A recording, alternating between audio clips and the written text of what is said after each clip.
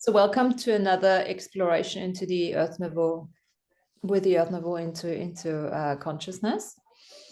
This seems to be my new thing. Why into the Earth, into the new Earth? I don't know.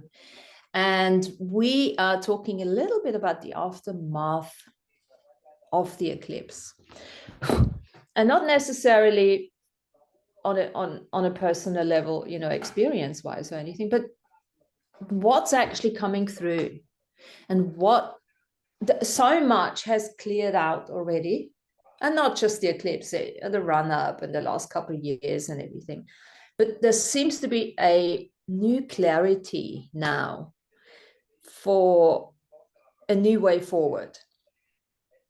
And I think in order to, because what we do here is we have a bigger picture version, but then we always take it back into the practicality. What can we actually do with this? So when we say, you know, what's going to happen is our bodies are changing, or our values are changing, our food tastes are changing, everything is changing. So this is a place where there is no particular truth out there other than your own. And this is the lovely thing about this, when you step into this unpredictability, when you step into this place of unknowingness, where imagination is one of the triple I's. Imagination is one of them, where you have, to be honest, you have nothing else other than trusting yourself and trusting into your own truth. And there's nobody out there who can verify that. And there's no need to say, oh, I disagree with you, or I agree with you, because it's all about trusting. It's all about trusting your intuition. And that's the other I. So intuition is the second one. And then the third one, just going to blub it out, and then we'll see how we want to play with either of them, is intimacy. And intimacy from a universal connection perspective. So yes, we will go into, you know, intimacy between partners in relationships. That's something we can look at too, because that's where it goes to as well, into sexuality, into sensuality, into all of that. But that's not necessarily what intimacy is all about, that we are talking about. We are talking about that connection with people, with the entire kingdoms, with all sentient beings, on this plane and also on the other planes. And then, you know, the idea, and it's an ongoing discussion, is so what does it mean? What does intuition mean? How do we open up our intuition? And maybe that's a good one to start with. Let's start with intuition.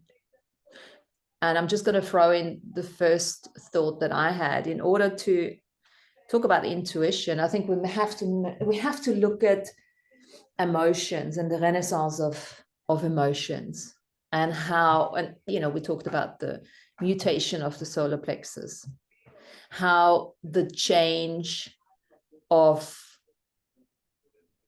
what are emotions, what's the difference between an emotion and a feeling. Let's start with that.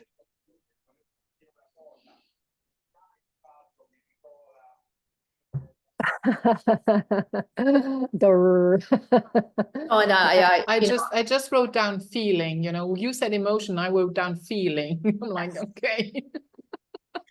I really do think it's a good way to start, because and obviously I made some notes. I'm gonna kick it off and then we'll take it from there, see where I want to lead this.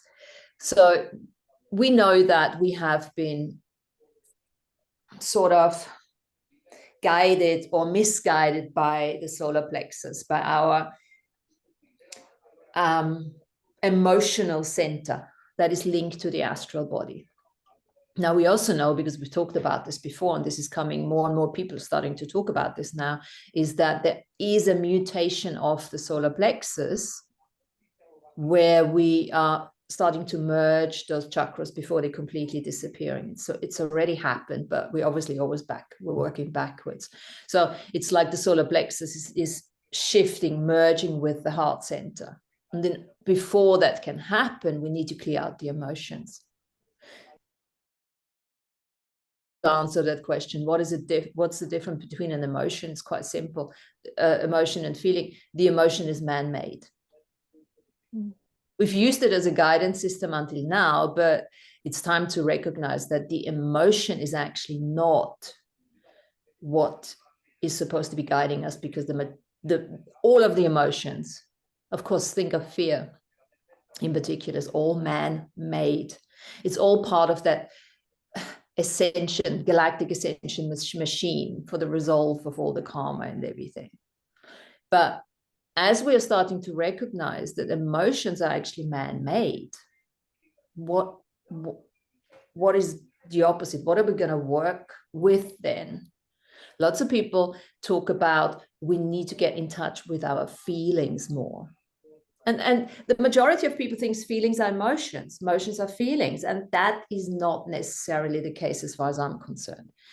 Because as soon as we're starting to neutralize the emotions, we're no longer judge in bias, we're no longer in prejudice, we're no longer having to align and agree with everything or react to everything. We are not going to have no feelings. We will have feelings, but feelings are actually a part of our sensory system. So yeah. Go for it. I was just going to say that to me, like, emotions are the thing and feeling is the action. Okay. Right. So if you have an emotion of anger, for example, then feeling that anger would be like the action, the verb, right? I feel angry, right? That's just a distinction that came up for me. Okay. Yeah, cool. And I mean, this is an exploration we're going to look into for some time, because, you know, what does it really mean to feel? I personally would like to, as I said, I'd like to attach it to the sensory system. And also because the sensory system, we're talking about 5, 6 senses now, right? Now, intuition is really the 6th sense. 6th sense is intuition, but we're not just having 6 senses. Some people talk about 360 senses, 355, at least 35 that are already available to us. And all those senses can be felt. If we think of what we've discussed with the human design, you know, we have the sacral, we have, the solar plexus as well, we have the spleen. All of those give us certain signals. So we're perceiving those senses through not just the gut. We're perceiving them through, it could be a sound. It can be a movement. I had a couple of days ago, I was lying in bed and I had something came to me and it said, you know what? Your next job is to attract people to you through your sacral, through your sacrum, through movement. I said, what? Going to walk around and wiggle my ass or something? No. It's got nothing to do with that. It's that you acknowledging the sexual, sensual, creative energy, the attractive energy that is innately within all of us, has nothing to do with copulation or the old definition of sex. It's like you just lying in bed, moving your sacrum or doing a yoga practice, moving your sacrum is impacting on the people. And I'm thinking, this is very interesting, because that is a different way of looking at sensory perception beyond taste, see, hear, feel, that kind of thing. So really starting to work with our, what I think in human design, you call it with our authorities? Mm-hmm. Authorities, right?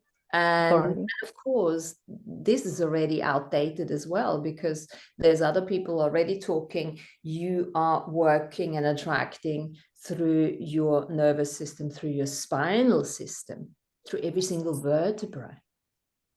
So, because intuition, if we talk about intuition, we need to talk about senses. If we talk about sensory perception, we need to look at what are those 355 senses as far as I'm concerned, or at least what is beyond that sixth sense that we haven't really defined yet, other than it's intuitive. What does it actually mean? How does our design, our body perceive all of that? And that's why it is linked to the emotions, because as long as we are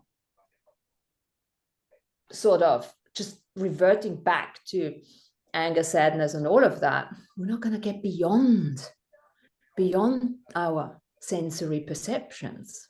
Wouldn't you say so?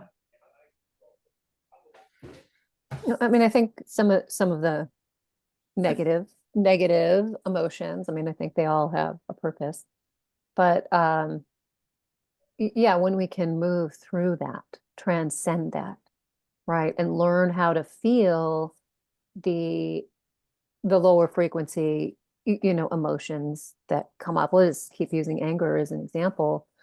I see so many people with stored anger, right? And I think you're right about the manifestation, right? You think about the sacral being that creative center, and how just moving your sacrum, right, calls people to you, right? And that's the deeper action, the knowingness of, okay, I'm present, I'm grounded, my energy field is clear, I've worked on, all of these blocks from the wounded child me and the past life me, and now that's integrated. So now how can I take that to the next level? And I love your analogy of just laying in bed and moving your sacrum, right? Because that energy, I think of like the butterfly flapping her wings, or the little tiny clownfish like going through the sea anemones, creating waves and ripples of energy that work like the pebble in the pond and ripple outward, then create an energy resonance to draw the resonant frequencies to you. Yeah, it was a natural thing. I just started doing it and thinking, what the hell am I doing here? Mm-hmm. As soon as I asked the question, it's like, yeah, okay, now we're talking. Now you ask the question. I'm like, okay, this is how you're gonna, or this is how you have been doing it all along. You just have never acknowledged it. And I'm like, okay, this is so interesting, because there is movement going on all the time without you really having to move consciously. Because this is the urge of this intimate, going back to intimacy, this is the urge or the desire of the intimate energy that is within us, the sexual energy that wants to reproduce, wants to co-create, wants to out-create, wants to continuously seek. So that is something within us. This is something that makes us so precious. This is what is being harvested. And this is another reason why we need to get out of the old way of looking at emotions as the all. Well, this is exactly where throughout my life, my problem lay, in a sense that I was innately intuitive somehow, but that got bogged down by emotions, because the mainstream gave you, and look at all the soap operas and all teeny movies and all young adult, whatever you want. It's all about emotions. It's nothing about feelings. Even in this, the Bravo for whatever, the magazines. Bravo! Oh my God, I can't remember that. You see, it's all about emotions. It's all about, you have to, the big one, this one, and to finally come to this knowledge that I am not my emotions. Goodness me, that took me a long time, and a lot of tears and a lot of pain and a lot of heartache and a lot of jealousies and a lot of outbreaks and a lot of what have you not, until I was like, get a grip on yourself. But only because I started to understand, and this is where my practice of yoga was so absolutely beneficial. is that I started to really get into this, I am not my emotions. Yes, I have feelings and I value them more and more because I know exactly that my feelings are the ones that are guiding me to do the right thing. Every time, every single time. And the intuitive is like, yes, you have this warm feeling in your gut that that it's, you start knowing intuitively, however, that this is the right way to go. And what you were pointing at, the sacral chakra, when I started more looking into this and working with the chakras, and also exploring more when I did this intentional creativity, my period of intentional creativity, I finally understood that this sexual energy is nothing else than creativity, which in the past I used up as, the sexual, to explore further the sexuality, but in the most carnal of ways. Okay, let's put it like that. But that was not the way. I don't want to say that's not the way to go. It's just that was not the right way for me to explore it further. And this is where I'm now in the last few years. I really love it when I get this very warm, fuzzy feeling all around down there. And then I know that, woo, there is a lot of creativity coming. There is something happening here. Or where just the other day when we were talking about things, I'm like, yes, very good. This is really going in the right direction. And I'm trusting more and more this warm fuzziness, that is coming up, like, okay, because when that is there, I know that whatever is, I don't know what is coming out of it. I just know, okay, we're on the right track. We had the good vibration, we had the good frequency, we had the good, getting also from all other people that are around, or other, influences, for instance, and also triggers, because then suddenly something comes up that is like, I was looking for you. Why have you shown, what took you so long? But yeah, it's very interesting. And this is really the feeling, the experience, and the more and more I'm also looking at it from the philosophical standpoint, because I'm investigating that, down that lane as well. And that's everything that they are talking about in the philosophical way as well. It's the experience. It's where the East meets the West, because the West was all about, structure and let's categorize and here we go. But the East was always the one that came in with the experience, with that is more important. Yes, there is categorization, but in the end it's all about the experience, and that's where the feeling comes in, because you can only experience when you feel. You can have an emotion and not experience anything. It's weird to say that, but in a sense that can happen. You have an experience, you have an emotion, but maybe you're not feeling into it. It's more like in a traumatic experience where that, and then only later you might go through the steps of really feeling it.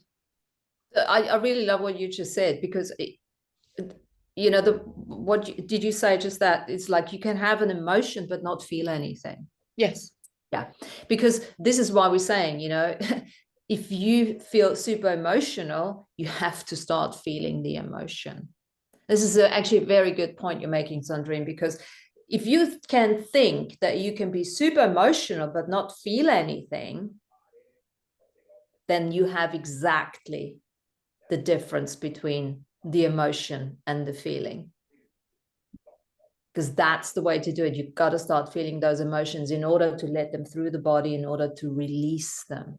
A very simple example is that I always say that my mom, I love my mom dearly, but she can put me in 2 seconds up to 100 with 2 words. Okay. And that is exactly what I learned. First of all, not to react to anymore. There is an emotion arising, which is the one that I'm exasperated and you're really getting on my nerves, but I'm not feeling it. I'm not going through the pain of it anymore. It's like, just breathe. It's okay. She said it. Let's just, okay. The emotion came up. I felt that there is something, but I'm not engaging in the emotion in a sense, I'm not responding and being reactive to it. So let me build on this something, because there's a point that I was going to make. So what we just said, the one thing was, if you do feel super emotional, start feeling it and start learning the difference between those two things. Yeah. And then you've already given the next level here, Sandrine, is because you can actually feel an emotion as the entangled observer. That's something people need to start really looking into now, because this is what's going to happen with our multidimensionality. You can feel it as you can perceive it as a entangled observer, and at the same time, you can be the unentangled observer and just observe it, which actually you're no longer feeling it then, you're just perceiving it. You're really just observing it. And this, I think, is something, for if you really want to work on your, I put that under intimacy, actually, but it's intuition as well, They're very interlinked. that entangled and unentangled observer, to really start getting a sense of what that actually is. Because if you can be both at the same time, you can be, and you don't have to leave your body, because lots of people have lots of emotions, but are actually not even in their bodies. It's another really, really important point for people, because they think, if I'm emotional, I'm in my body because I'm emotional. Absolutely fucking not. No, you're actually absolutely not in your body. Yeah, the emotion runs, the sympathetic, the parasympathetic. The sympathetic runs the body whilst your soul is somewhere out there. So if you can be totally present, and that's the thing, be totally present with mom, be entangled with her. There's nothing wrong with that, because you're right there. You're not leaving the body, and at the same time, you bring the unentangled observer in, higher self, whatever the hell you want to call this, and just neutralize this whole thing. And I think this is one of the other things, but you can't do entangled and unentangled observer at the same time, celestial medium journey, if you're still in the old emotional drag, if you're still totally dependent on the solar plexus, if you have absolutely no control and be controlled by the solar plexus, by the bastardized solar plexus, that, as we know, is connected to the astral world, and is connected to not just the astral world of this world, but other worlds too. And see also our language, how it was in a sense, somebody who is very emotional, you say she's beside herself. She is beside herself. She is beside her. Yeah? Because she or he, I'm sorry, it's they, whoever, it, So you are beside yourself, because literally you are not, because the body then says, I don't want to have to deal with all this nonsense, because anyway, I'm the one who's going to, have to work it out later, because you're going to go through all these feelings and emotions and stuff like that. But in the moment, you are actually beside yourself. So that's, I like that. You could even say, out of your mind. Are you out of your mind, the way you're behaving? And again, it's for those people who don't think the mind is the enemy. Use the mind for, the reasoning to a certain extent. Yeah. Now, I've attempted to just write one sentence about that sexual energy of the universal intimacy that we would like to guide. Before you do that, Martina, I just have a note about emotions. I think culturally, we're recovering from generations of emotional dissociation. Yeah. Like, look at my parents' generation, and the conversation, we never had a conversation. Oh, hey, Tanya, how do you feel? Right. It was, did you do your chores? Did you do your homework? Did you do what you were supposed to do? Right. It was always like a focus on doingness. And so I had to learn how to feel my own feelings. I didn't, there was not a context for that taught to me. Right. And so I think about like my generation, our generation here, right, where we're holding space for this entangled, unentangled observer energy, holding space for people to identify what their own emotions are and what are other people's emotions that were dumped on them. I see this all the time in the clientele that I work with, where they have so many energies and emotions in the body that aren't even theirs, right? It's like, oh, there's your parents. They're, they can't feel their feelings. They're going to dump them on you. You're the empath. You're the youngest kid in the family. And because you want to be loved, you're going to take it, right? And then it stacks up, stacks up, stacks up. And then boop, you're out of your body. Can't live in an energy that's not your own, right? And so I just wanted to make a note of that, because I think there's a lot of people in the spiritual community now who are aware of this and teaching this and holding space for it, but there's still at 95% of the population, I think, who's in a space where they're just beginning to scratch the surface of learning on what this is about.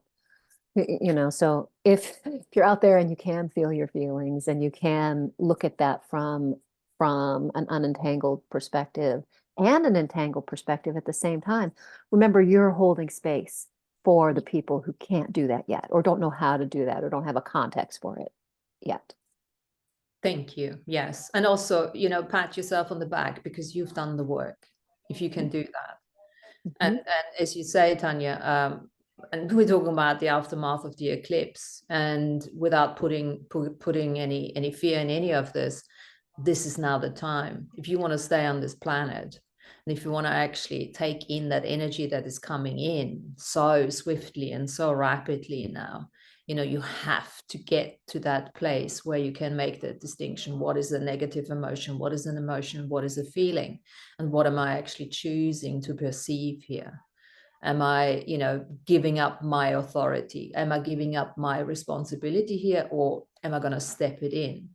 Because otherwise you will never be able to work with your intuition. You will never be able to be intimate with the connections that are opening for ourselves now, if you don't have a baseline on what is you, then how can you listen to your intuition? Exactly. Right? Because there's all of this other energy, right, in your energy field in the body, right? But when that clears out, then you begin to open up to the truth of who you are, right? And that knowingness and that feeling, I mean, that is self-intimacy, I think. It also speaks to intuition. It also speaks to imagination. How can you spark your intuition and imagination to create something new for you, for the world, if you're still running on other people's vibrational energy, especially negative emotion? It's the know thyself. I mean, it's always coming back to that one. Because also, how can you trust your imagination and your own truth if you can't trust your intuition? If you can't be intimate with everything that is available to you? How are you going to come up with those new ideas to create the new earth, right? Because we're going beyond desire, we're going beyond need, we're going beyond having to do something, because we're going beyond self-preservation. Yeah, especially the need. Yeah, we are. And this is also something that it's becoming more and more clear and obvious to me. It's like, we will go over that at one stage. Will it happen in our lifetime? Okay, in the biological sense of our lifetime, who knows? But there will be a lot of changes coming, and I just notice it within myself. Again, I'm looking at really from the point of view of myself. Again, when I see what absolute crap is being the children in school. I mean, this is absolute crap. And what have we been doing? I mean, and we went through it, and it was even worse. I'm sorry. It's like, where has all this wisdom gone to? To just rote behavior of 1 and 2 and 3 and 4 and 5 and 6 and 7 without anything acknowledging the humanness of it all.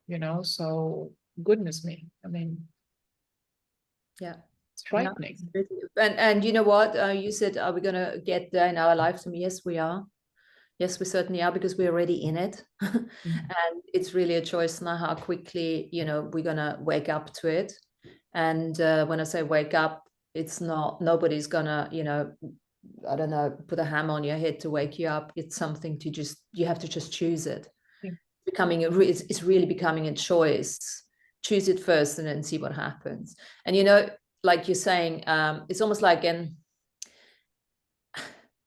okay, well, no, let me not go this way. Let me read to you the sexual energy, you know, from the intimacy level. Just look at that. So from a universal perspective. So the sexual energy is a thirst for change and co-creation, new experiences, like Sandrine was saying, and sensations to help us to heal the separation from, you know, our soul shards, or the explosiveness of our soul shards, and separation from source, really. That's what we're talking about. And gain wisdom of attachment and detachment, the fleetingness of our eternal travels. So it's almost like it's the dragon energy. It's not love, it's something else, because sexual energy is actually created through the fabric of love, through the fabric of existence, but it needs our consciousness crystals. It needs our consciousness. It needs our molecular structure. It needs our design to be created. It is what drives us. And also the thing is, you know, whilst we used to live from the solar plexus, we're now having to really sort out and heal the sacral energy, the sacral areas, the bastardization of the sexualness and sexuality and all of that. Because we talked about this before, the sacrum, the sacral chakra is going to move into the throat. And this is another way of sensory perception, through the throat, through the pheromone of the voices. You know, how can we perceive? We don't have a word for that yet. You know, how can we perceive? What word can we perceive when we I was just about like, imagine imagine your sacral reproductive creative co-creator starts talking.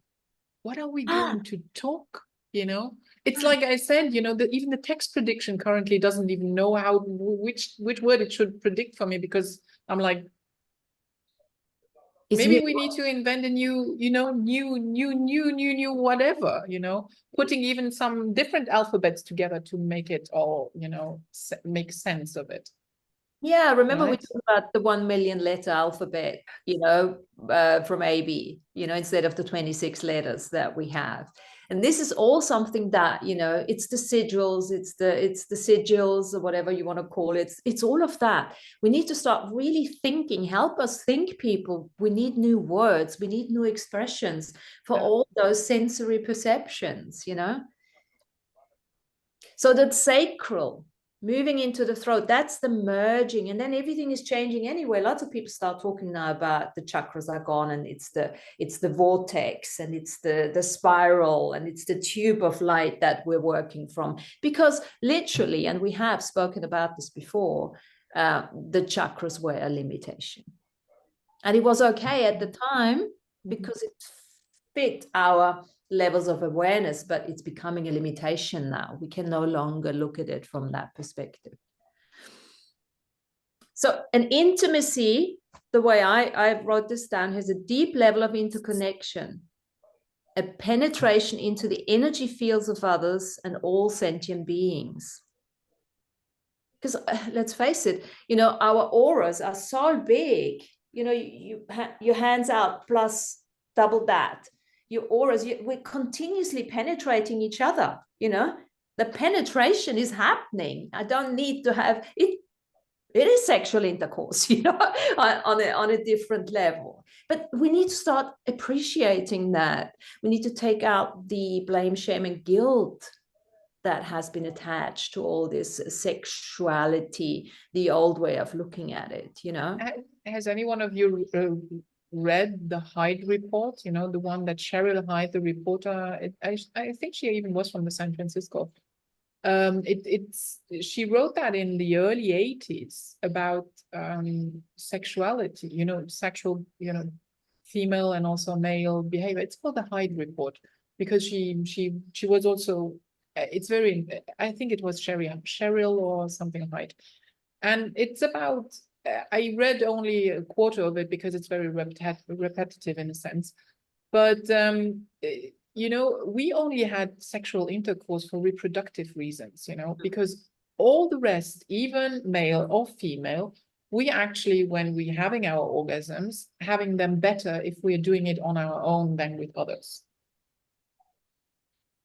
There is a lot of satisfaction, and you do not even have to go as far. It's just going through this feeling of the sacral energy and all that can already be utterly sufficient of, you know, there is no, you know, you don't have to do it like the rabbits, you know, at all. It's not about that. Well, absolutely. You can if you want. I mean, no problem. Well, there is actually a problem if you do it for the wrong reasons, you know, because you're sharing dirty energy underwear, you know, and you actually don't know what you're doing. When you're getting yourself into a loveless sort of copulative relationship where your heart's actually not in it. And there is also no satisfaction to be had on that. No satisfaction, at least not for one, for the one that's not in it for the right reasons. And then it's just a cesspool for entities to attract, you know, and things like that. It's really something to look into. I mean, I'm not gonna, I don't have it, it's in my book as well, and I've got the sexualness revocation, which is super, super powerful. It's really, really worthwhile looking into this. And from a knowingness that if we don't do this now, we can't,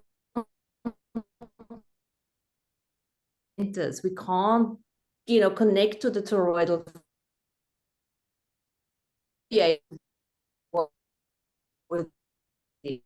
that we have. It's really getting to that stage, and there is no way back.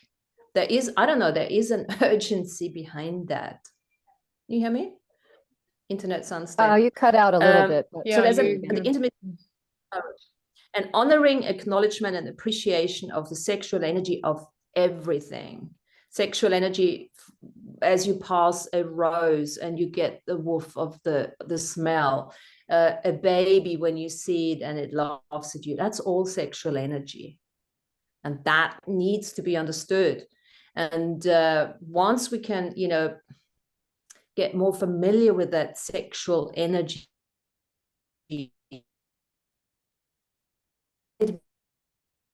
let go of that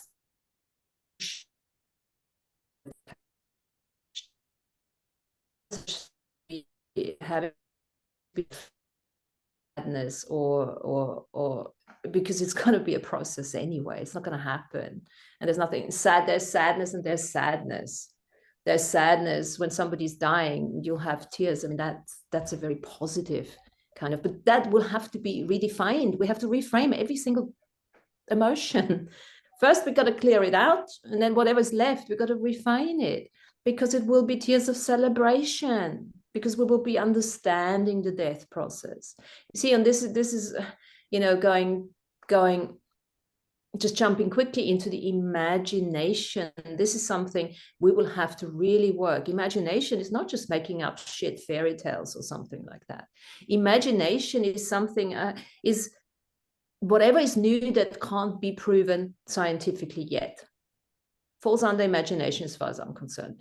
Whatever you make up, nobody else actually can say this is right or wrong. So, and death is one of those things, because we're going to be not having to talk to people who had near-death experiences. We'll just be tapping into our intuitive imagination and work with the death process, with the life review in this lifetime now, in our bodies, without having to die first, because this entire process that's happening right now, you can look at it from that perspective, is life review that we would normally do once you die, soul leaves, and then the life review starts. This is all happening right now, right here, because we're preparing our bodies to no longer having, okay, this is the wrong thing to say, we will all die at some stage, but we are already prolonging our lives. We're getting younger again. Everything's turning over. Our bodies are going to change. We will be able, you've heard that many people say, or some people say at least, we will be able to take our bodies with us. Now, what does that mean? What does that mean? We have to be completely intuitive. We have to be able to use our imagination. We have to be intimate with ourselves, with everything around us. This will be, the intimacy is the new protection. Your intuition is the new protection, as far as I'm concerned. The clarity beyond emotion,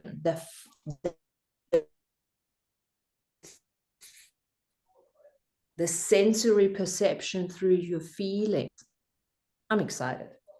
I want to read something else because I've spoken to Trocarius, and together we wrote down a couple of things on, because what is the difference between emotion and feelings? So emotions and feelings are related concepts, but they're not exactly the same. Emotions are man-made. Emotions are learned responses to stimuli that are typically experienced as physical and programmed reactions, such as joy, anger, sadness, fear, and so on. Feelings, on the other hand, are sensory, individual, and subjective experiences of our perception and awareness. Emotions are the personal interpretation of our awareness based on past, hold on, I'll just let Marian, experiences, beliefs, and cultural norms.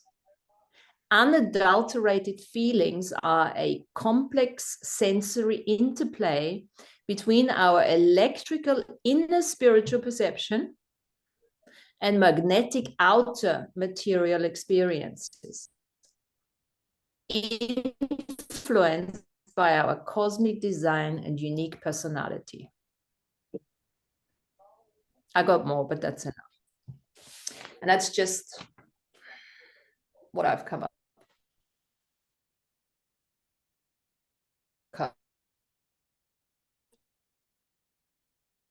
Another thing that we have to become aware of, hi Mary, that, we're talking about the inner spiritual perception.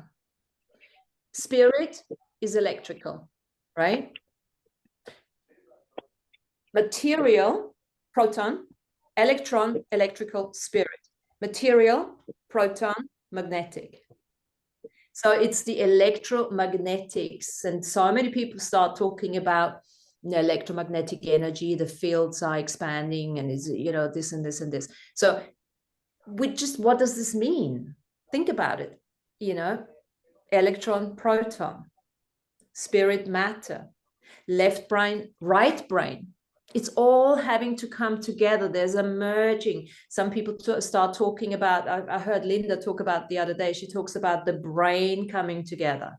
I listened to somebody else today to talk about the merging of the hemispheres. Now that can only happen when we get out of gender identification, any kind of definition, any kind of right or wrong, any kind of, this is good, this is bad, any emotional blah blah, that's when we can go into that oneness of the brain. The oneness of the brain connected to the oneness of the heart, connected to the sacrum, if you wish, or everything already, the throat. I'd actually rather think of the merging of everything, of the chakras all the way up, and then talk about the mind, the throat, and the heart. I like the coherence of those three.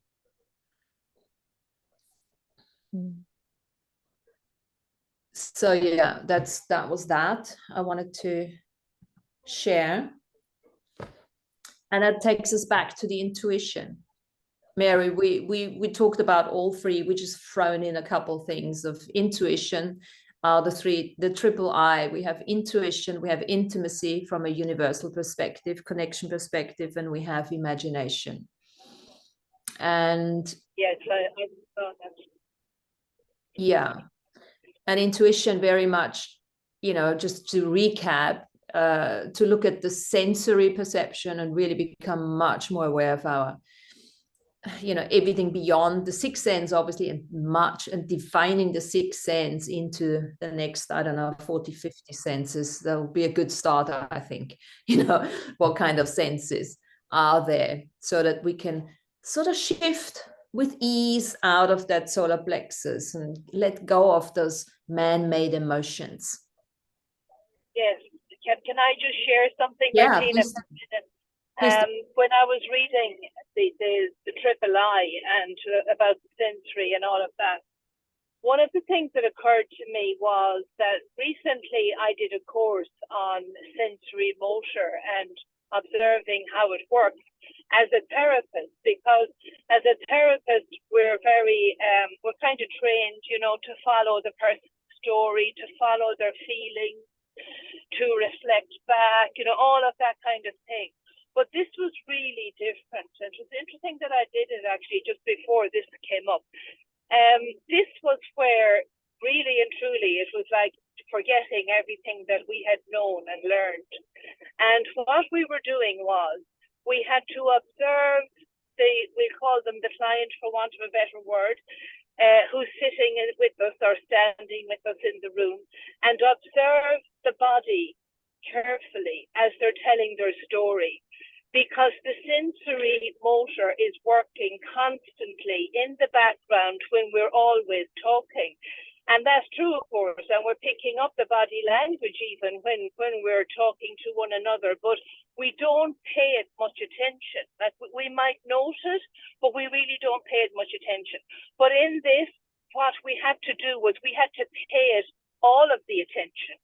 So what we had to do was we had to observe how the person looked, what they did with their hands, what they did, any little movements that the body made when they were telling us a story that they may have had. I mean, obviously this was all role plays, but we were telling the stories that were real, as far as we could possibly be real, we were. So you were telling the story of a trauma, we'll say, that had happened to you at some stage or that you had experienced. And the therapist was watching everything you were doing. So when you had finished telling your story, what they would say back to you is, well, I noticed when you told me about, you know, the guy broke into your house, you did this with your hands, and you did that with your eyes, and you did this with your legs. Were you aware of that? And they're usually not. And they say, oh, right, okay. So it's like, how did you feel when you told me that? Like, what were you feeling? And it was so revealing. Now, it was much slower work because in a way you're kind of taking the mind out of it and any kind of analysis. I know you might say it's analysis of the bodily movement, but it doesn't feel like it's an analysis. It feels more like you're paying attention to it and you're going into it and you're honoring it and you're kind of saying, what was the body saying? What was the body trying to tell us when it did that? And it's almost like the words weren't as important as what the body was doing, but yet it was the words that the body was responding to. And I found it fascinating, I must say, and I'd love to do some more work actually with that, because I think it's a really interesting way to work. And you do get to the nub of it faster, but the work feels slower in getting there somehow. That's absolutely stunning. Yeah. That's what, yeah. Before you came on, we started talking about this. You know, we need more tools to start thinking of, Yes. you know, bringing the sensory more into the awareness, you know, to get out of this emotional blah, blah. So that's, Mary, we'll talk and maybe do a show on this, how we can play with that, you know, how we can stimulate each other and inspire each other to work more along those lines, and what else we can come up with. So you call that sensory motor? Is that what you called it? It was the sensory motor, how the sensory motor in the body works in conjunction with the mind and our speech as a result of what we're thinking. But the thing is, you know, most people would be very uncomfortable with somebody tracking their sensory reaction, because it's like, you know, what are you doing? I don't like you watching me like that, and I don't like you asking me what did that mean when you moved your hand that way, because it's very intense. It's much more intense than just reflecting back to somebody. So you felt sad when you told me about that, or when this happened. It feels way more intense. But because of the intensity of it, you know, obviously you could only do it when it would be pre-agreed.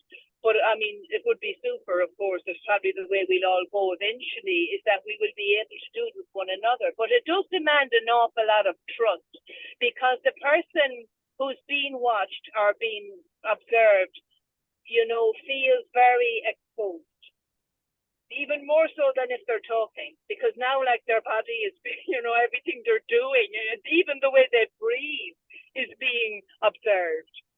So they do have that feeling, and that's very intense. So it's a hard thing, I think, for people to get used to and get and kind of work with. And I suppose, as I said earlier, it does demand an awful lot of trust, mainly in yourself, because if you kind of have enough trust in yourself in relation to what you're feeling, you'll be okay with it, you know. But you'll also want to know that the person, I suppose, that's tracking you as well, that you have trust in them, and that they're able to receive what your body is doing or telling, the story the body is telling.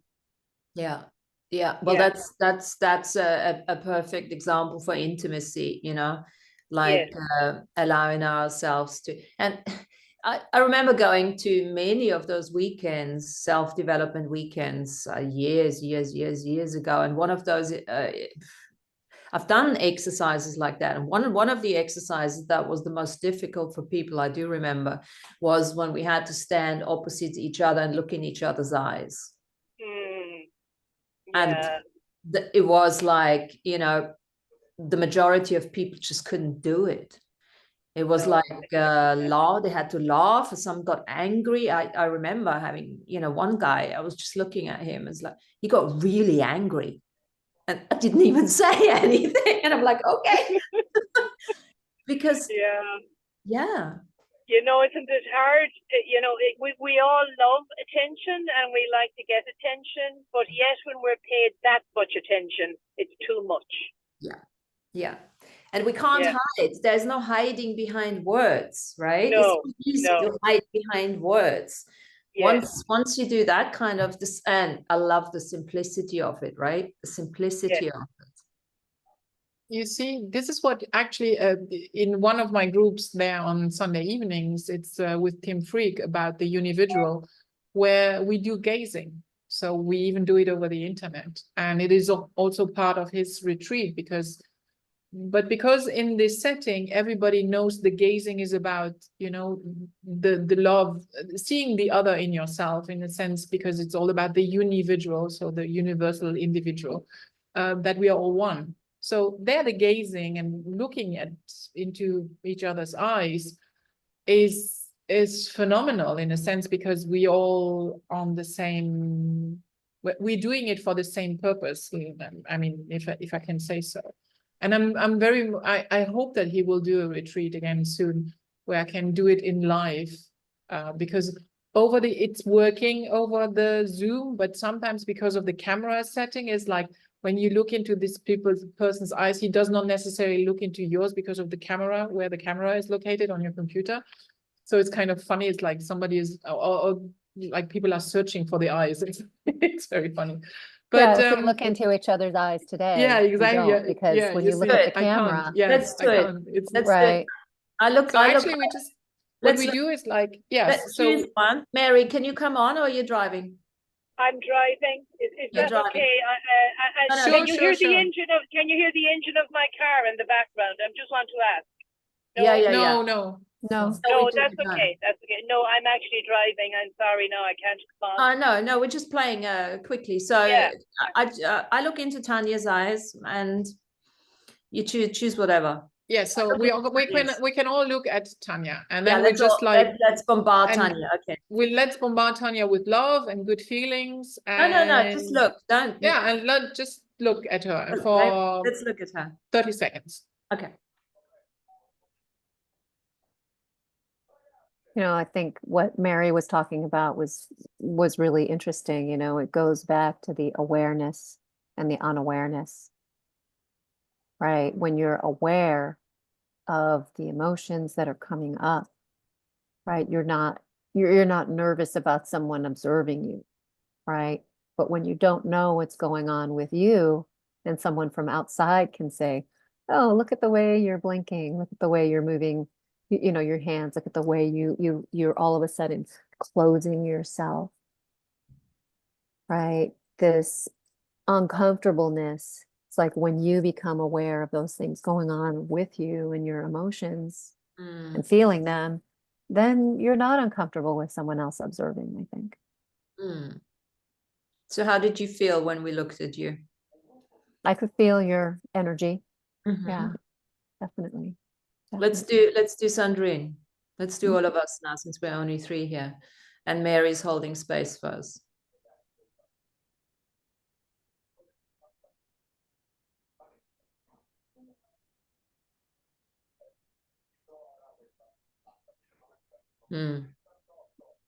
Feels different. Let's do me. Where do I look? The Look camera. into your camera. Yeah. Into my camera. Okay. Right. So as you're looking at your camera, we can look at you, Yes. but we can't look at our camera and see you because Yes, we just see our yes. camera.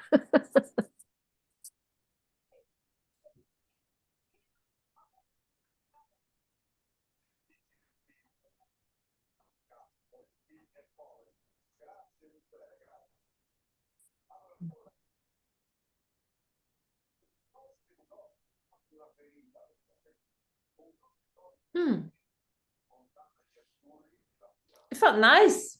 Yeah. You see, we do that every Sunday, well, nearly every Sunday for like 20 people and looking at each other for like 30.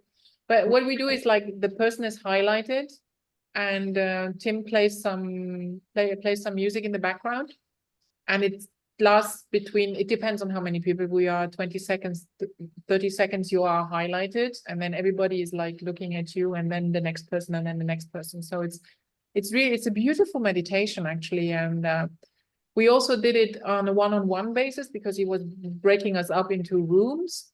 And then we were supposed to just like for 1 whole minute, just look at each other, gazing, you know, and then, you know, talk about the experience. And there was one who said that actually my eyes are telling 2 different stories, apparently. And I'm like, oh, interesting. And there were other people who said that as well, that they noticed that also, that in some people, when they're gazing, then the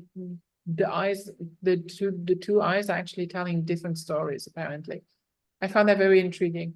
Usually I also not necessarily look at the person's eyes, but more like the third eye. I don't know, I'm always drawn to that. And then everything else comes somehow together.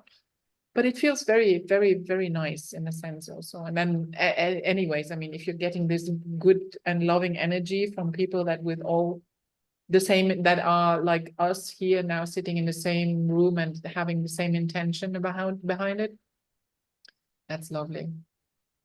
Yeah. Yeah, you can pick up all sorts of things, isn't it? You know, when you have a random selection. Yeah. Absolutely. Yeah, sure. Absolutely. Yeah. Hi, Herminia. Hi, Alfredo. Good to have you. So we're talking about intuition, intimacy, and imagination. So we are well into the conversation. So I'm not going to recap. We're just going to carry on. But you know, it's funny that you mentioned that. I always remember one long time ago somebody said, "Follow your heart, follow your heart." And later on, I understood myself. I said, "What about if your heart is so covered with so much stuff that you don't know what's really guiding you to the right direction?" You know, because sometimes we dumping again and again and again the same, you know, patterns or situation. And people is used to, long time people used to say that, follow your heart, follow your heart. I was kidding on myself. I said, what about if my heart has some more distortion? that won't guide me the right way. Absolutely. Yeah. But we were looking into you know, the sensory perception, so that we at some stage soon we can say, follow your left little toe, follow your right eyelashes, and follow your nose, you know, that kind of thing. Yeah. And you know, expand it a little bit from the heart. Yeah, from the book, from the sorcerer's book from Tai Chapler. I remember in one of the guiding was that given to Taisha. It was so instantly we know what's the truth, or instantly we know what's the answer, but we jump in the psyche looking for confirmation from our psyche, thinking the way how we have already all that information, your program in our brain. We're trying to validate it, but as soon as we validate it, then it's lost, because it will never go to be what's really the real meaning in behind, we can say, behind the veil in this case.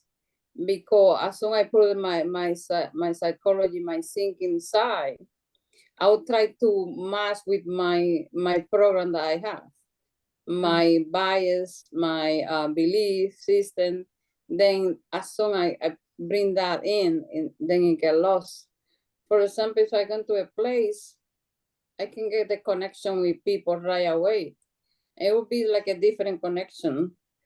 If you feel like a feeling of kindness, or it's going to be a feeling of invitation to engage in the conversation or say something to the person. Or sometimes I'm in the street, on the store, I can see people in the face and I can feel like a woman or a man or whatever, it can feel in the face when they have like a worry or a concerning about something, or they're mad, or they have like a kind of loss. Sometimes I'm able to catch that. Yes. Seeing the people's face. Yes. Without even have to be very close to them, I can, like, it's like the thermotat or something, like the skin perceive, and then I can look at it with my physical eyes, but internally I can feel kind of the emotion that they are experiencing in the moment. Mm-hmm. So what we were saying, Herminia, is that we are working towards replacing emotions, feelings, because emotions, you know, have that man-madeness behind it and that programming. And you mentioned programs early on, and the idea is really to go, we have to let go of all our programs now, to go beyond the programs, so that we can really become entangled and unentangled observers at the same time.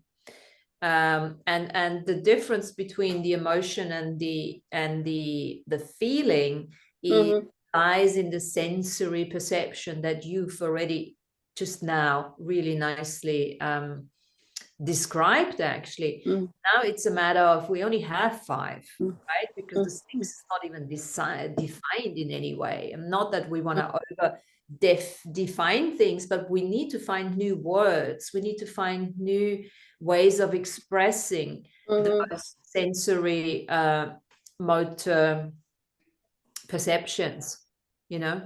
And this is really, this is something, you know, it's a homework. How can we really start observing ourselves and others? Yeah, it's a process. Yeah, it's a process, and it's a very conscious process that we need to start. Yeah, it's really funny because I used to say that we got to learn how to feel. And then and because one time, remember, I had one experience, because in that time I was in those kind of drama that was sometimes we get cash in. And then I asked Mother Earth for assistance. And I saw that she put my heart in a bowl and put a 3 color. But I was not satisfied with that. I want her to touch my heart because I was feeling so much pain. And the message I got was this human always with the touching and said, learn to feel, learn to feel. But I will catch up in this, that I had to touch it to be able to feel that I was being assisted. I was being helped. I want to experience the touch. The touch was not necessary. Was just my lesson was learn how to feel, know the touch. Learn how to feel Because beyond touch. What a great topic. Yeah. What did you learn? How did you teach us? What did you do? How did you do it? Oh, when I got that message, I was just cracking laughing because because I said, "Oh my God, I'm so sorry. How is me asking you to touch my heart?" And then I was thinking, realize it's a being with so much power touch my heart, it blow out. I would disappear. All that power in touching my heart. And then I realized myself, I was cracking laughing because I realized myself, how in the world being with so much power going to touch my heart? It will disappear. And then it was a huge lesson because it was like, wow, learn how to feel, not the touch. It was kind of very interesting lesson. It's make me laugh. It was like, wow, what so crazy request that was that. Because I want her to touch my heart. Look at that. But a perfect example of how we're going to have to work from now on. Yeah. Mm-hmm. It sounds wacky to some, but that's you just combined the triple I here. Mm-hmm. Allowance to intuitively perceive messages like that, to use mm-hmm. your imagination and not say, mm-hmm. oh, I'm going crazy, mm-hmm. and to be intimate, that universal intimacy with the earth, with everything out there, with all the sentience that is available to us. So mm-hmm. that's really what we're talking about. And this is the basis. I'm just pointing this, well, I'm not, but I'm getting my slabs pointed, and there has to be a layer before, there has to be a layer of sand, and there has to be a weed killer, before you put the concrete on and everything. And mm-hmm. I think the triple I are those base materials, those base perceptions, base values that we have to work with. And, will it come naturally? Yes, eventually, but we are here to consciously enjoy it, to explore this whole thing, and to speed up the process a little bit. And also, we are the teachers, right? So we're supposed to be using words so that we can actually hold the space for the people. And also create the context, right? Create the context for intimacy, imagination, intuition. Right, as you let go of all the stuff that blocks you from that, all other people's energies mm-hmm. hangs out in the body, right? There's a new context of living, and I think that reflects back to freedom. It's like when you can have the awareness, the entangled and the unentangled awareness at the same time. I mean, I think that brings you to an energetic freedom that we haven't been able to acknowledge here on planet Earth previously. Yeah, and the interesting thing that, and because in that I can see myself, I was so serious about everything that that I had looking for a showdown. I was like somebody lawyers that that I care about people, and all that program that we had to be able for everybody except for myself. And in that moment, I realized that it's really like it just have fun, but it's so challenging to have fun because the way how she taught me, this beingness taught me, it was that just relax and receive and feel instead of be asking for be touched, just receive and feel the moment. instead to be touch me, because if my mind was if it doesn't touch my heart, then I was not be here. It's like expectation of what I think is what the correct way how to feel the healing, instead to just receive and experience it. And it was really funny, because I remember that it making me laugh still. And it's like I want to put my mindset of what I think was right, instead to just enjoy the moments and receive and allowing the feeling or that experience, instead to be looking for more, according to my little mindset. Yeah, and also, it's in the expression, it's in the idiom, it's actually in the words, like Mary said earlier on. It's touch my heart. I mean, that's actually quite a ridiculous request. Because I'm gonna cut it open, take it out, touch it, take it back again. It's like, what the hell, right? So it was perfectly okay for her to say, you know what, you got to find a different way. It was a ridiculous question. Demanding touching. So Amazing. But aren't you, Martina, aren't you also the one that went to your massage therapist and you were like, massage in between the atoms? Can you massage atoms? space in between the atoms? Well, this is the fun of it. I'm not having a go at her. I find it just hilarious. No, I know. You have to allow it. You're absolutely right. But we have to make shit up like this, and that was basically making it up in a way. And and she was just the perfect client for it, She's like, okay.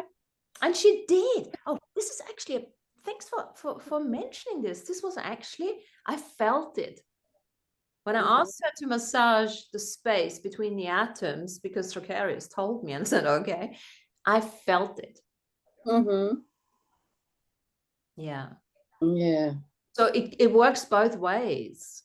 We have to, but that's, again, that leads us to the imagination. That leads us to being able to trust yourself, to speak your truth, to be a bit of a, to have some fun, the joy that you mentioned, Herminia, to have some fun with it, to do the exploration. That for me, that all falls under the imagination to come up. Even if I say Trocarius, yeah, I mean, nobody can scientifically prove that I'm speaking to the person that I actually, drew the other day. It's just imagination. Yeah. But he comes up with so much good stuff, Yeah. and it's just what is it? I'm just taking something within myself outside, so that you're the third person's perspective. Yes. Yeah. Okay. And this is also where I'm more and more coming into this, because I'm encountering it more and more. It's again the playfulness and the serious play even, It is something that is got completely lost. I just saw over lunchtime, I saw someone with a t-shirt that said, work hard, play hard. And I'm like, yeah, but the problem is just that we don't even know how to play anymore. So we think playing hard means like, getting completely wasted, but that's really not it, play hard. Just take a whole bag of Legos and start playing again, look at where you will go with it.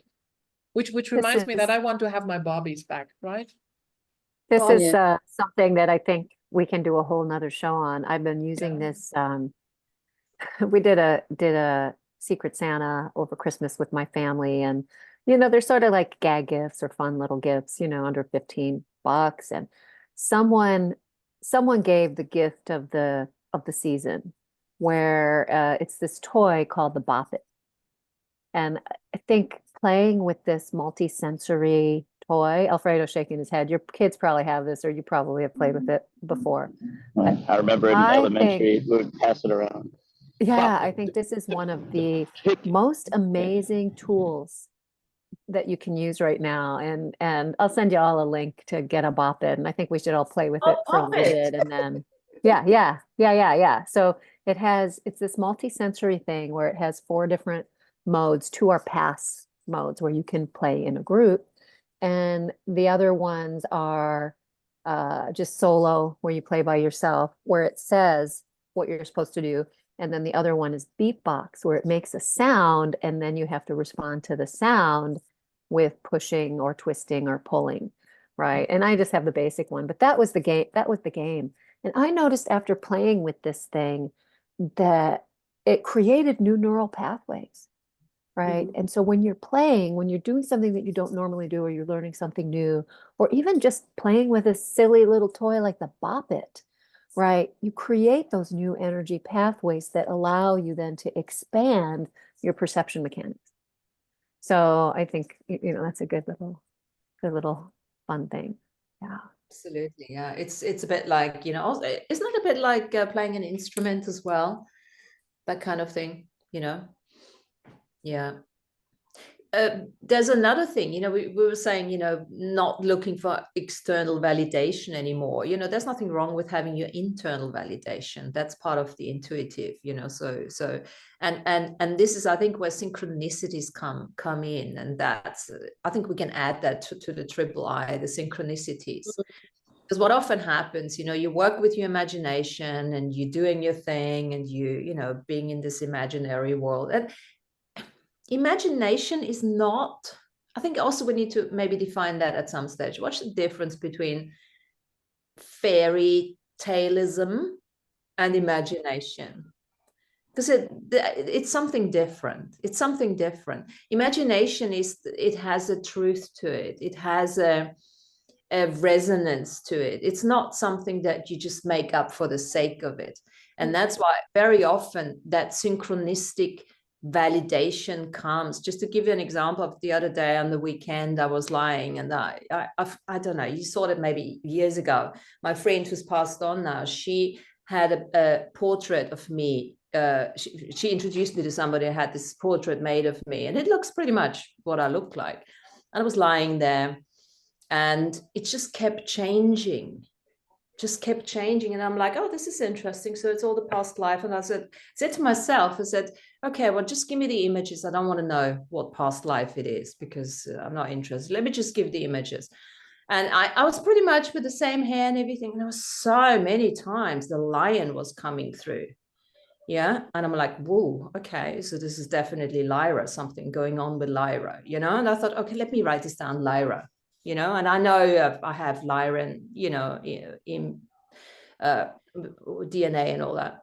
But I forgot about this, right? And then today I was listening to a eclipse show, and the guy was saying, the Lyran time wars are integrating. All the shards of the Lyran time wars, which I'm not familiar with the Lyran time wars, are now starting to integrate through, I think it was the Mother of Dragon or something. I'll post it in our Earth Nouveau. And I thought, thank you very much. That's all I needed to hear. I don't even need to know what it is, but it was that little synchronistic validation for myself that I wasn't just making it up just because of the hair and everything. You know what I mean? Yeah. This is where I follow my intuition, in a sense. It's like when I see something coming up at least twice, and if it's 3 times, then I'm like, okay, you really need to check that out, because there is something is telling me to look at it. Like I wrote the last time about the pilgrimage, you know, I drew the card of the Holy Mountain for, hi Jen, I drew the card of the Holy Mountain for New Moon, and then the day before something was about mountains. I'm like, mountains, Holy Mountain, and then suddenly the word pilgrimage came up, and I'm okay, I think there is something there to look up. And it's just like where I'm also more and more exploring these route. You always say if something comes up 3 times, you know, there is a reason why. And now I'm even looking at it when it only comes up 2 times, you know, it's like, okay, there's something there already. So yeah. And to add to that, sometimes it's good to share it with a like-minded person, Yes. from a place Yes, of exactly. validation. I was just going there. Yeah. If you have you speak it out, you give it, you manifest it through your voice. Yeah. Yeah. The other thing, go. Whoever. No, there was, remember the video that you share in the group in the chat about the eclipse. I don't remember the lady name. You know, the one that came in YouTube, that she was talking about the change, because it's like what I feeling from my understanding is like we have to learn to use all these different level of bodies that we have. Because the thing we have in program to use just this flesh and bones, and we even it doesn't know how much power we have in this flesh and bones in our body. However, we have a combination of different level, different bodies. You know, the light body. You know, the dreaming body. It's like a, like you said, we are learning to understand all the capacity that we have that we are not using. It's like in one level I am, because when I'm visualizing something, I can see that I'm there doing whatever I'm doing, or I'm seeing what I want to see. You know, it's something that is real. It's not real physically, but it's real in my experience because I see it. And I experience what I see it. Then I think it's a matter for us to step in all that multidimensional capacity that we have. It's like there's always this remembrance of you're the one with the boots on the ground. And there's only the only present body is yours, because yours includes all the others. It's the same with the ancestors. There's no ancestor outside of yourself. There's no past life outside of yourself. There is, in fact, no future life outside of yourself. It's all you. And whenever we take it out, the third person, or, you know, take it out, the detachment, or the, what's it called? It's called the separation. Yeah, when you say, okay, you take it out of, like the left brain, talk about the left and the right brain, same fucking thing now, you know. It's all merging as such. But if we want to take a particular look at something, then it's always good. It's like, okay, let's take it out and let's look at it. But there is no disconnection. That intimacy can never be, or has never been, disconnected anyway. It's just something we're becoming so much more aware of. So when you talk about all this light, but it's all merged. It's all like the chakras gone merged. Yes, merged.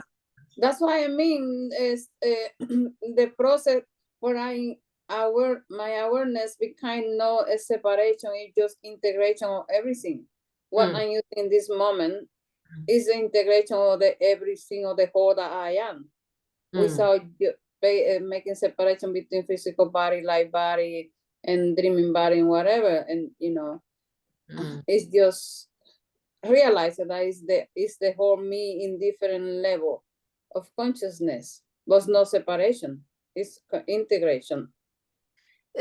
Absolutely. Even the dreaming body, you know, where we used to talk, in order to understand the dreaming body, we talked about it lives in the solar plexus and it moves and all of that. Now we are, in the years to come, we're getting to that stage where we don't even need to look at the dreaming body going out of the solar plexus or popping out of the head. That was the next level at some stage in our evolution.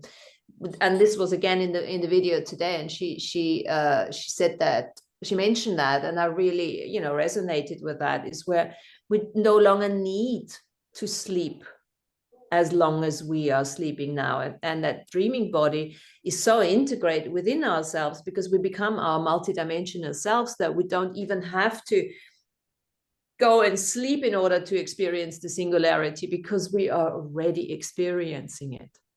So it's even the dreaming is gonna change, because we can just literally close our eyes and go straight into the delta.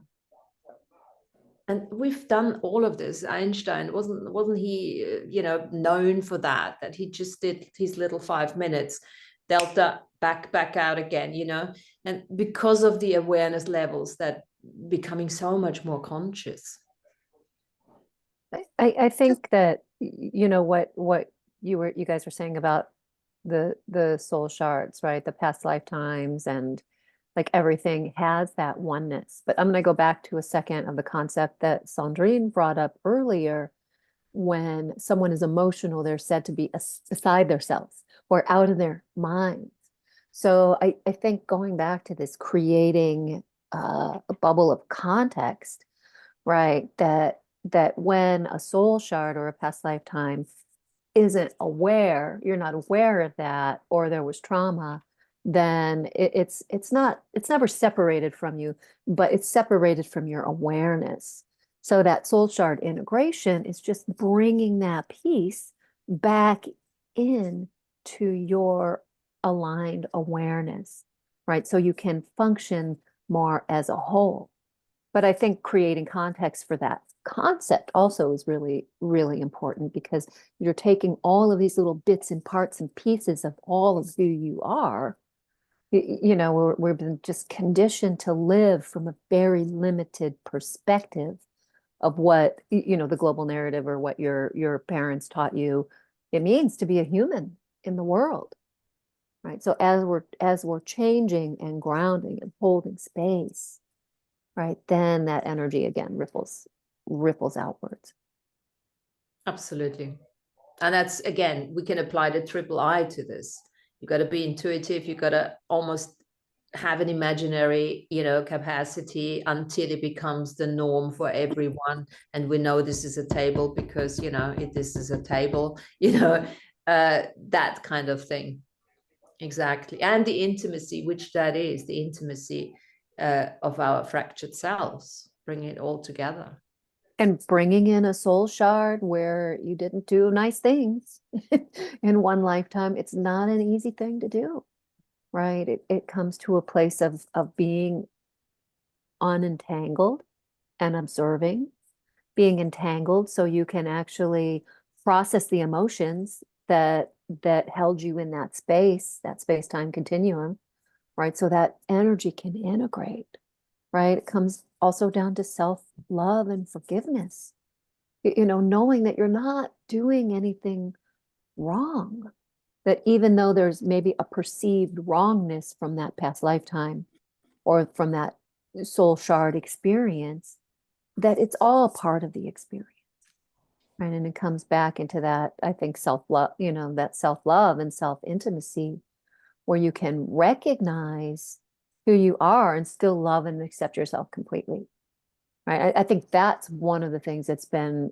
you know, one of my most difficult journeys as I've, you know, started doing and was attuned to Reiki in 2000. And really that pushed me into a lot of difficult soul shard recovery, right? It almost helped me open up my perceptual mechanics so I could integrate, right? Because those things need to integrate. Jen, you wanted to come on and share something. Are you still there? Yeah. I am. Well, first off, you mentioned Einstein, and I thought the synchronicity was funny because the event that I just left was at the Einstein conference room. So, like, I don't know, just a funny synchronicity there. But the dream time. So while I've never been much of a sleeper personally, a big dreamer, but not a sleeper, but I dream a lot awake. And it does become easier and easier to drop into theta. You can almost just like lean back and close your eyes and just be there. But now my physical body has wanted more rest and sleep the last couple of weeks. So that was a yes and no for me. But dreaming while I'm awake, like I have noticed how much that's expanded to where I can even be in more than one dream at one time, awake.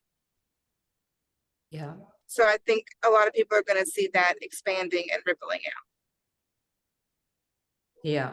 And thanks for mentioning that. Yeah. This is not advocating nobody should go to sleep anymore. Okay. We're talking Right. slightly further down the line. All right. We do need sleep, especially in the integration phase, you know. I just heard a brain scientist talk about that. It's like your brain actually needs, and this is scientifically proven, whatever, your brain, so that it can flush out the toxins that it assembles. And it's not the toxic thoughts. It's just like, you know, when you produce something, there is toxins that are coming up and things that need to be flushed out of the system. And the brain does that while we sleep. And for that to happen during the sleep phase, it's ideal to sleep. And I know everybody is going to go crazy now, 8 hours and 15 minutes. Which is why we sleep 8 hours. You know, it's like because your natural brain function to actually flush out all these things, the toxins, however you want to call them, is that the amount you need. And think about using magnesium as well, and especially here magnesium oil. She was recommending magnesium oil to rub yourself with it every second day in this, if you're really magnesium in lack of it. So when you have the eyes twitching and all that. And she also recommended to eat a lot of dark vegetables and purple vegetables and stuff like that. So yeah, I found that very, very interesting. What about ice creams? As long as it's purple, you can go for it. Go for the ube, the purple sweet potato. Go for your ube, it's fine. You know, I'm not a big fan of aubergines, but those are the only really dark things that I can find here. So I might go back and eating aubergines again. I bet you could find some purple cabbage. Yeah, it's a little bit difficult. Yeah, but we have red onions. Cabbage salad when you come. Yeah, perfect. So we eat a lot of purple things. Right. Now, let's add something to sleeping and sleep in your own aura if you can. So husbands, check them out, get them in their own room. And apparently it includes the cats as well and the dogs, because their auras are just as big as ours.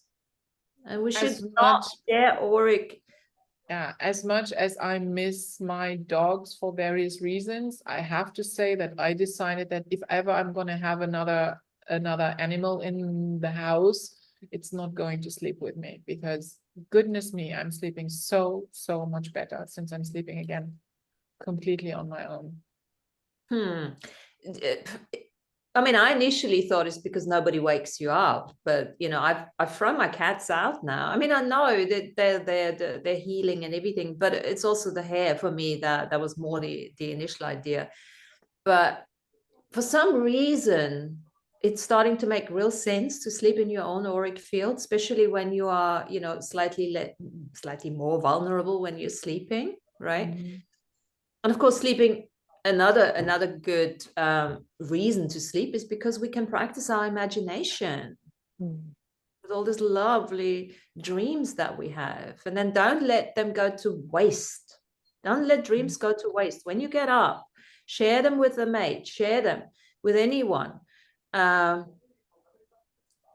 them down and make your own story with them. You know, it's really important to because this is the continuation from the dream, using your imagination. Whatever in the dream was, what, you know, the majority of it is a real thing anyway. You use your imagination and you carry it on. How do you want the story to end? So I will have to do that with our dream. Yeah. So yeah, I in the morning when I wake up, sometimes if I'm wake up before the clock goes off, I try to recapture the dream, you know, and then even just for like 5 minutes, continue to dream on, but more lucidly. It's not like the lucid dreaming, but more like, okay, how would this play out now? What was this all about? And then where would I go? You know, it's like this 5 minute of continuation, to be continued then, you know, in a sense. and you know what? This could be the basis of a book. This could be the basis of a, you know, even in my book, there's one of the stories I put in, which is all about connection, intimacy, really, universal intimacy. That came from a dream. It started from a dream. You know, I wouldn't have made it up otherwise. And then I just continued doing something with it. So these are all good sources for, you know, and we need the three things. We need the triple I's: imagination. What did we talk about? Intuition, intimacy. and intimacy. And of course, these three things can be expanded. and with the emphasis on sensory perception. So let's keep working with this sensory perception. How can we expand it? And even just asking questions, because like Herminia, you know, she asked a question and it came in. And keep the question as open as possible. Don't put a conclusion and put a question mark to this. Just stay curious with all of this, especially now. So much, the soul shards are knocking on our doors. Abilities are gonna switch on. Our DNA is changing, you know. It's happening furiously fast now. There's a lot of good stuff out there. It's really exciting. And of course, it's all counterbalanced by the negativity in the global narrative, because the world needs balance. But that doesn't mean that we need to focus on it. I mean, you know, as an unentangled observer, it's perfectly okay to watch the news and listen to a couple things, because it's actually food for thought that we can use and outcreate, reframe, you know, and present in our shows here. Yeah, it's so interesting, you know, that Einstein popped up. We were talking earlier about Einstein. Jen mentioned Einstein. And I realized that on my walk this morning, I was talking with Cynthia about Einstein. And what we were discussing was he wore the same suit every day. He had a uniform, right? And not having to think about clothing. You know, I think just wearing the same look every day, whatever, leaves your energy and your mind open to explore other things. You know, Absolutely. whether it's lucid daytime dreaming, you know, whether it's creating or out creating. It's like when you don't have to think, you don't have to think about what you're wearing every day. Yeah, your brain power goes to other things, or your energy can go to other things. Personally, I love changing up my look, but because it can. Okay, Jen. Bye, Jen. Yeah, me too. I also have to go soon. Okay, well, just let's close it off then. But I just want to add something to this, because you know, all the things that we do have, and you know, I'm aware of this, can become actually a hindrance, because it's something you need to maintain, it's something you need to look after. So you're actually taking your energy away from all that other stuff that you could be doing. So the question I'm going to leave you with is, because that fits in nicely. So how are we going to live beyond need and pleasure? And pleasure, yeah, we're going to add this. And desire, beyond pleasure, beyond need, with total ease, joy, grace, gratitude, and God knows what else you want to add. And I want to thank you for being here as usual. And I'm going to let you go. Recording is going out. Thank you very much. And we're going to talk about pilgrimages next week. Thank you. Thanks for being here. Bye. Bye, everyone.